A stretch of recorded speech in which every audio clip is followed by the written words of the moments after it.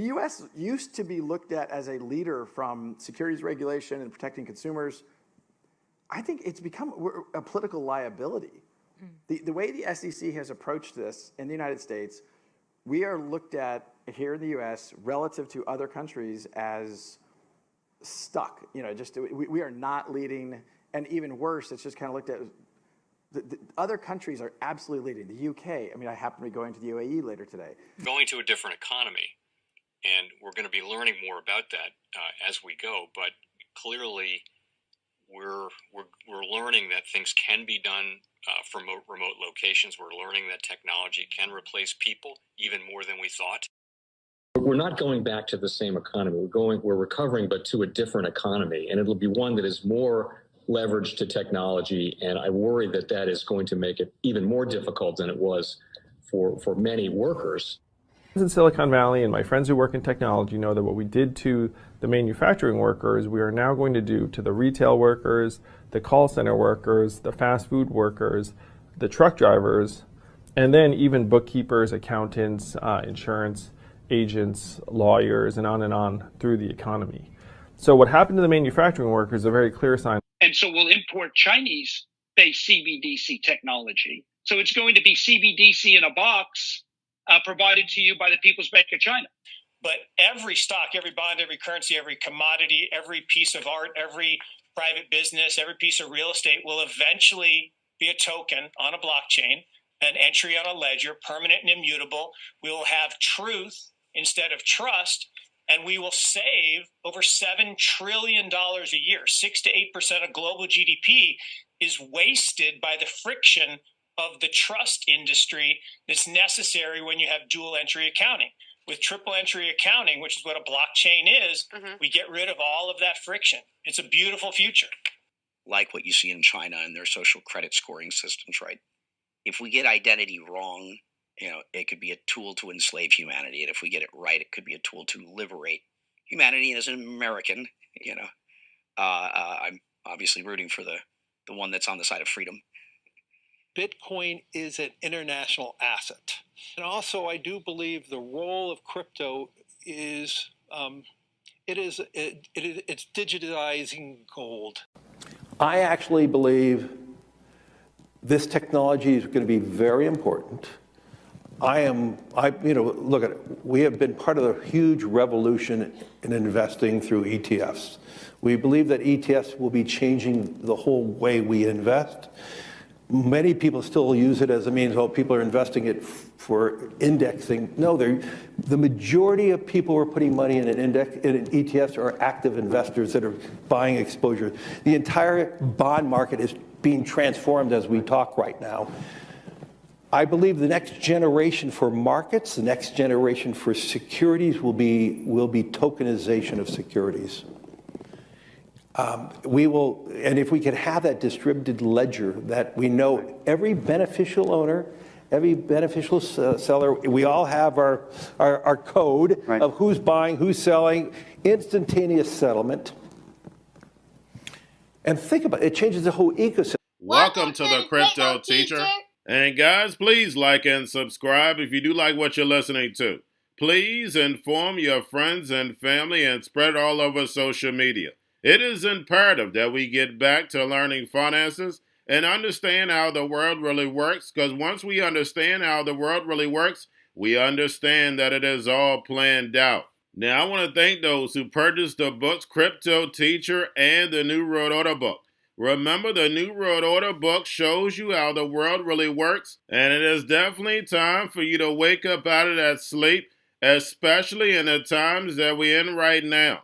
Now, guys, I told you in 2023 in the first quarter, we would get an event. And now we have the banking collapse, which the master magicians pulled off the perfect distraction. And at the end of the third quarter, going into the fourth quarter, guys, we're going to have another main event. Now, of course, the markets will still pump and dump until we get that next crisis. Guys, we know they're going to pull that rug. And all we have to do is watch the Fed to know exactly when that's about to happen. And also, guys, I want to thank those who purchased the 3 Kids books. It's time to re-educate.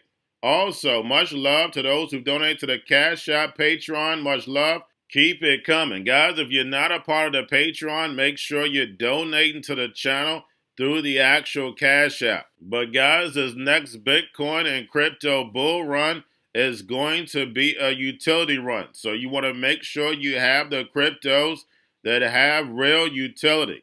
And much love to those who are shopping at both stores. Keep it coming. And of course, guys, we get into Bitcoin and cryptos first. Don't forget to like and subscribe to the channel. And right now we have Bitcoin and crypto moving up. It did make a decent pump, but pulling back. We have the stock market is flat. But right now we have Bitcoin open interest is surging. And we have a lot of big news in crypto. So guys, make sure you're paying attention to the actual indicators. We have yield rates which are down. We have the dollar slightly up. We have volume and crypto up. And then we have Tether and USDC. And we have stablecoin issuer Circle is looking for an IPO in 2024. And guys, remember, they were supposed to have one last year. And all of a sudden, we got the banking crisis, which they tried to blame crypto for. But we know it was all caused by the Fed. And then we have the EU banking watchdog proposes liquidity requirements for stable coin issuers. And guys, we know with this new economy, it's all about liquidity because it's going to be real-time settlement. And then guys, we have the Fed. Repo at 1 trillion. And let's see if it can fall below this 1 trillion, guys. We know Janet Yellen is tapping that. And we had Jerome in the house today for about 10 minutes. I listened to it for about a few minutes. He didn't say too much. But I'll go back and listen. I may bring you a few clips from that. But we have the BIS chief says CBDCs are central to innovating the financial system. And we know he's right, and we know exactly what he's talking about. Because we know the central banks want to be able to send out free money, but they want it to be programmable, telling you what, where, and when, how to buy. And you have 3 to 6 months to spend it or poof, it's gone. It wants to be able to control the population. If I'm going to give you free money, I want to be able to control where it actually goes. And remember, the crypto teacher told you. And we have Michael Barr, the Fed, says that the Fed should be involved in the overseeing of stablecoins. And we know why he's saying that. We know the Fed wants to still control the money supply. If I control the money supply, I care now who makes the laws, and then I can control the supply and demand and control all economies. But with tokenization, it gives me even more power because I can push a button and create currency. And then also, I can push a button to stop the masses from using that same exact currency. And remember, the crypto teacher told you. Now, don't forget about Grayscale sitting at $28.2 billion. And we have Grayscale's Chainlink Trust zooms to 200% premium, giving signs of institutional demand. Now, guys, getting over into a little crypto news. We have Swiss crypto bank Sabre gets Hong Kong SFC license. And we see all these big corporations and big banks making deals with Hong Kong. And we know when we hear Hong Kong, we know China is right behind it. Remember, China is just using Hong Kong as the straw man.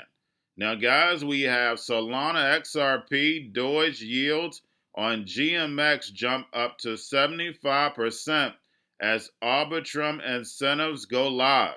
And guys, the incentives are for liquidity, trading, and for developers. Now, we have Binance releases its own self-custody Web3 wallet.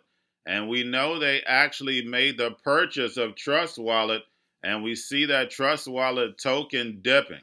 Now we have Anchorage Digital partners with new crypto lending platform Tokenet.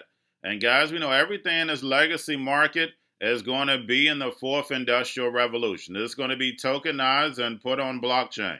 Now we have Robinhood to launch crypto trading in the EU. And guys, we know that's going to boost their revenue, but then also there's already regulation. And we heard Brad Garlinghouse stating the United States is behind. And we know the United States is behind on purpose. We funded all this technology. We can clearly see our big banks and big corporations behind it from the beginning. We know Gary Gensler is an NWO chess piece in order to kick that regulation can down the road, in order to give the emerging markets time to flip the switch first. And you guys know I've been saying it from the beginning, and now we have Ripple proving it.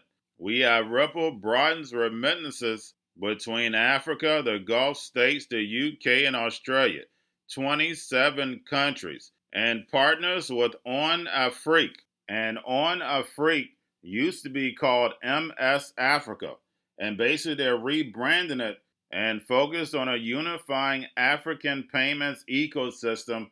Basically, guys, a one-stop shop, just like Alipay and WeChat.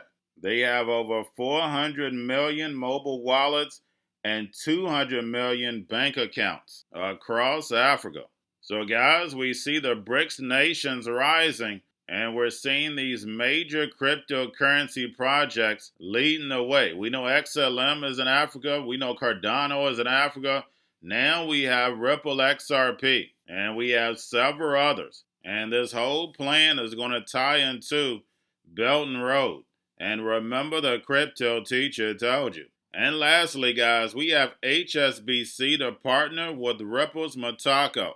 They're going to be launching digital asset custody for tokenized securities. And again, guys, we know the big banks and big corporations have been in crypto from the beginning. Don't forget, Bitcoin and crypto was supposed to get rid of the big banks. And remember, when Ripple first came about, everybody hated Ripple because Ripple was helping the banks.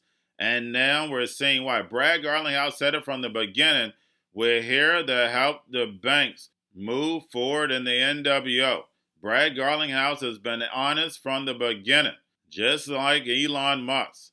But guys, unfortunately, the masses don't like the truth. And remember, the crypto teacher told you, because he knows when it comes to the NWO, it's all planned out. But guys, all I have for you, don't forget about the books, Crypto Teacher and the New World Order book, plus the 3 kids books. It's time to re-educate. Also, new to cryptos, Coinbase, Bitrue, Binance. Do not forget book links and crypto links are in the description. The stock channel, guys. Don't forget to go like, subscribe, spread everywhere. You have your Kobo, your chip stocks, your banking, your gaming. While everybody's sitting at home, get home stocks, the Seaver, the biotech stocks. And while everybody's at home wishing they were still getting that free money, what are they doing? Drinking and smoking weed. Don't forget about those stocks, and you have a wonderful day. The most powerful person in the world is the storyteller. The storyteller sets the vision, values, and agenda of an entire generation to come. Steve Jobs. And guys, you know I truly believe in this. When you look at the New World Order, they're the storytellers. And that's the reason why I wrote my New World Order book. But guys, now it's time to change the current generation. And I wrote 3 kids books. You know I love the Trinity because I understand the power that's in it. So I have 3 books. We have an opportunity to change the generation, to educate, not just me, but I want to show you that I take action on a daily basis. And I want you to take action on a daily basis. Whether it's your job, whether it's in your community, we have an opportunity right now to educate the masses. I posted this on my Twitter account. Please share, but this is a short clip of the 3 books. There's going to be a clothing line and action figures. Please get these books for your kids, nephews, cousins, friends, so therefore we can start the re-education now. Because as we see, the 4th Industrial Revolution foundation is definitely here. Robots, algorithms, drones, taking humanity out the picture. We have to re-educate. But let's get into the video. Part 1. King Joshua and Grandma Tam save the village. Part 2. King Joshua and Grandma Tam save New York from COVID-33. Part 3. King Joshua and Grandma Tam goes to China. It's mandatory to get part 1, part 2, and part 3 of this series. It's time to re-educate Generation Z.